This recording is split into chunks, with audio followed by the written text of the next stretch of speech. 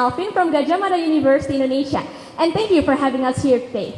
Today, we are excited to reveal the key recipe to make Asian brands soar through our case study of Indomie, an Indonesian instant noodle brand.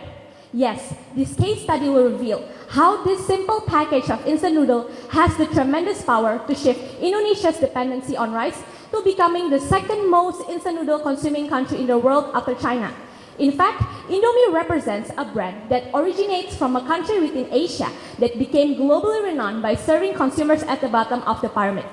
Why consumers at the bottom of the pyramid? Let's start from its origin country. Indonesia is not just about Bali and Jakarta. It is huge, highly populated of 260 million and very diverse. But approximately 40% of the population remain vulnerable of falling into poverty. But Indomie successfully captures loyalty from the bottom of the pyramid. And not only Indonesia, it is the 8th most purchased brand in the world with a higher consumer loyalty than Coca-Cola. Today, it is available in more than 80 countries, and in fact, it has the biggest instant noodle factory in Africa, pulling in more than $600 million annually. And compared to the Chinese instant noodle market that is more fragmented, in Indonesia, it is dominated by a single brand, Indomie, with a steady market share of 70%. How did they achieve so? Ladies and gentlemen, let us introduce you to the key recipe of 3A, acceptability, affordability, and availability, which will be discussed further.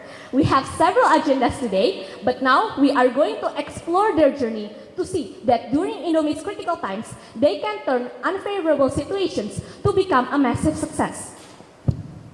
Throughout the 46 years, we selected two of the most critical times that led Indomie to today's success. We put our focus on how the brand achieved and maintained the 3A, acceptability, affordability, and availability to bring about this transformation. In 1972, Indonesians were often relying on rice as staple food. While production were not sufficient, it led to a shortage at the end of 1970s.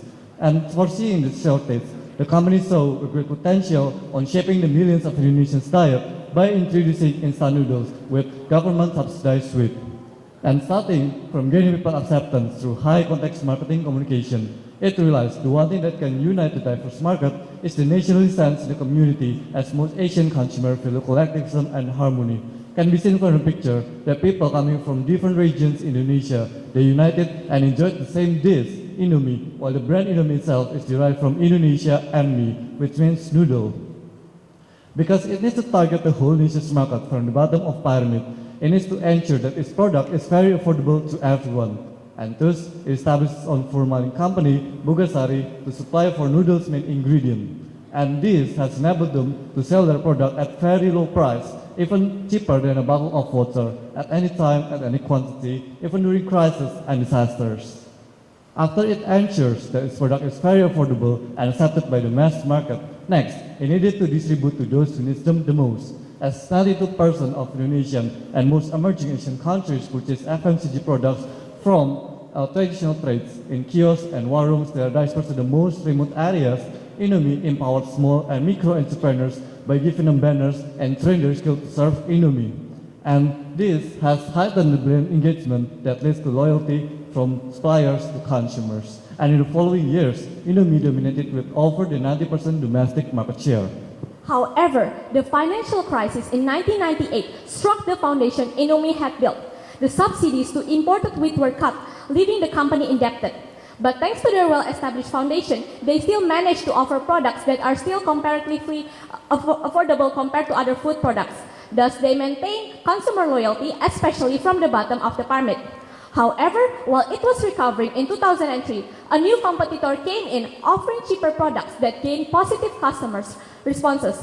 As a result, Indomie's market share declined from 90 to 70% in just 2 years.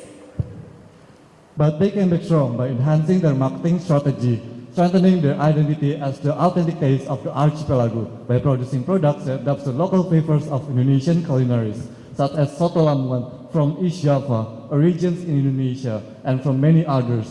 And thus, Hidis has successfully created differentiation and leveraged them from price war.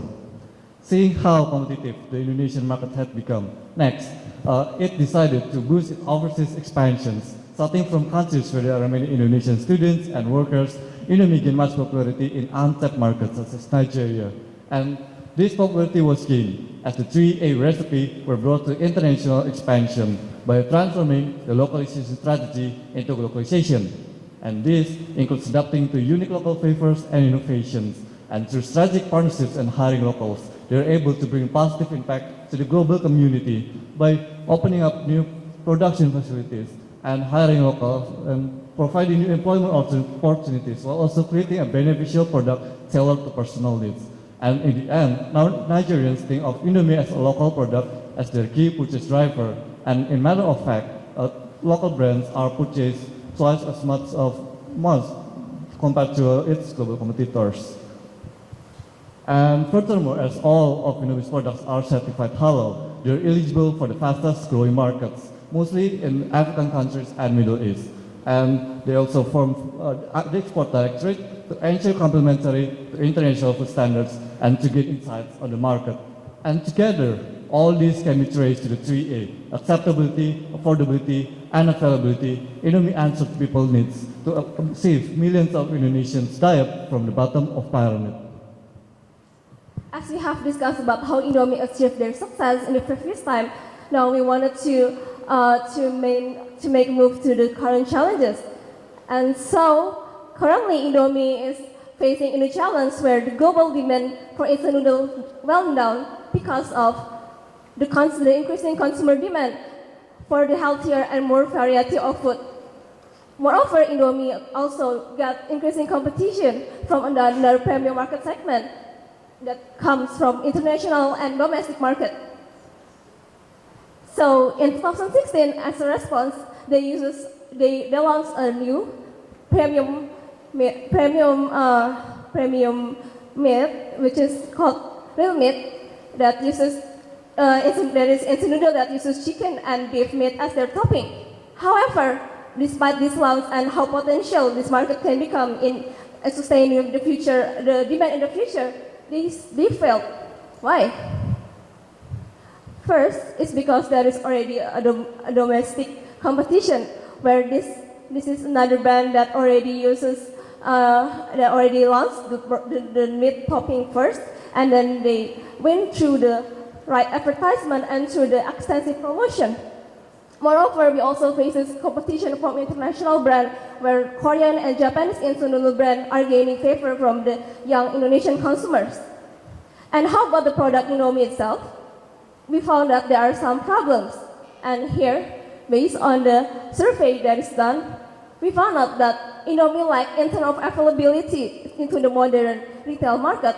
And also, based on people preference, some say that the Indomie taste is too strong. They often associate it that it has more artificial flavor. Thus they think that it is more unhealthy. And also, their advertisement is not suitable enough as they didn't try to target the premium market segment, but the advertisement are only doesn't comply to the health that what premium segment market wanted to achieve. And so here we will provide our recommendation. First is to refine the premium product. And here we wanted to campaign Indomie as a real meat, as balanced food diet. So not only that it's healthy, we wanted to ensure that its package contains the needed daily nutritional amount that you can consume from a complete nutritional meal. This includes carbohydrate, protein, and fats, and also vitamin and nutrition. So to address to the health concern, we wanted to ensure that there is no MSG or preservative in the product. Well, we also wanted to make sure that we can replace the artificial flavoring with more natural ingredients such as sea salt and also sesame oil that will add more vitamin and nutrition. And next, we wanted to target an urban and busy working consumer. We wanted to change the box packaging to the cup packaging so it's more convenient for the consumer. And for doing a marketing that is suitable for the high context marketing, high context people, we wanted to ensure that they use TV, billboard, social media to directly engage about how the ingredients and process are done to make the products looks more convincing. And also we wanted to use professionals such as in health and culinary influencer to ensure that to promote that the product is healthy and more tasty. And last, for the marketing communication is that we wanted to engage in direct interaction because it is proven that in communities such as Indonesia, most people need to test the product first before buying it. So we wanted to engage in the direct marketing through making a stand in retail and also fair. And in terms of availability, we wanted to ensure that the product can be consumed and can be found in any retail market store in Indonesia, thus it can, as most of the middle class income consumer purchase their grocery stores from this kind of place.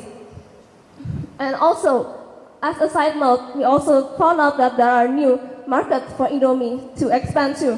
For example, is to expand to the South and North Asia and also to East Europe, where the demand for instant noodle increases by 20 to 60% in a year, and this is very potential for Indomie if they can achieve and they can expand to this kind of market.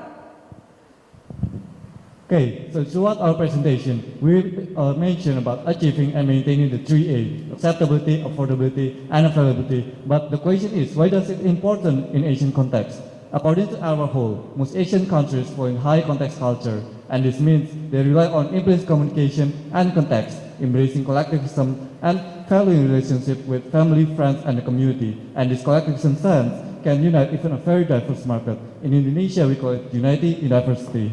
And this high context communication also brought to its advertisements through involving exciting colors, public figures, and also the community element.